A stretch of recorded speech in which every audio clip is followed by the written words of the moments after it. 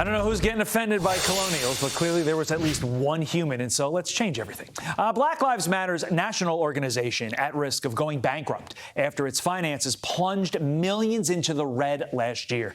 Columnist and author Adam Coleman joins me now. Adam, great to have you here on set. Before we break down the numbers, just how shady are the finances of BLM? Just as shady as Joe Biden's son in Burisma. I mean, that's looking at the whole situation reminds me of that. They have a PAC. They're transferring money from one account, from one organization to another.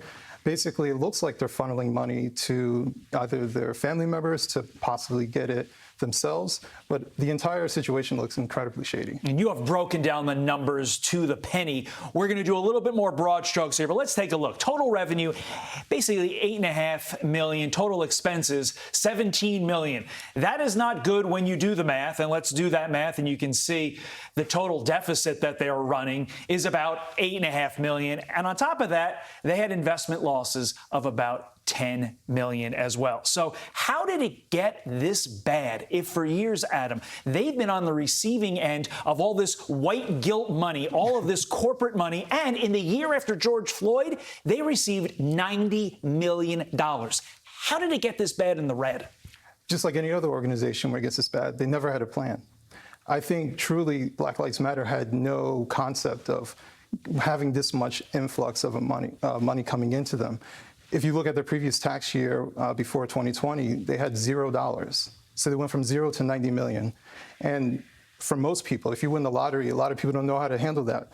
So just using the best case scenario that they're not trying to be sleazy, but that they just completely mismanage it. So none of this surprises me. I mean, just put the investment money in an index fund. You're not going to lose $10 million. I mean, you may not have crushed it like you're going into a VC or private equity, but you're not going to lose $10 million. To your point, though, are they giving this money to family members to sort of funnel it to them and sort of be like, hey, we're hiring them as employees? One example, apparently, of that is Patrisse Cullors' brother. And let's pop that up on the screen. Paul Cullors' financial records.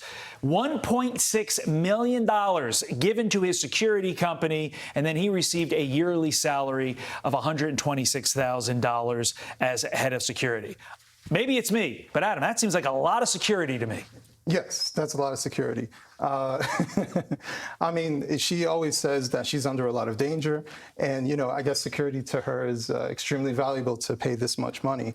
I mean, this is the shady part that we're talking about. I think the rest of it, like, what did they actually do with the money? They gave it to leftist organizations that had nothing really to do with Black people, to benefit Black people, more so to benefit the LGBT community, which maybe there's a small sliver of Black people who are affected by it. But there's no checks and balances to it. It just seemed haphazard. They have really no idea what they're doing, and it shows. So that's why it looks like they're slowly going under. That is the overall point. What did Black America get from this? Like, what did they receive in terms of benefit? Even their smaller organizations receive nothing from it. You know, their local Black Lives Matter chapters, right, they always complain about where are the resources, how do we manage this?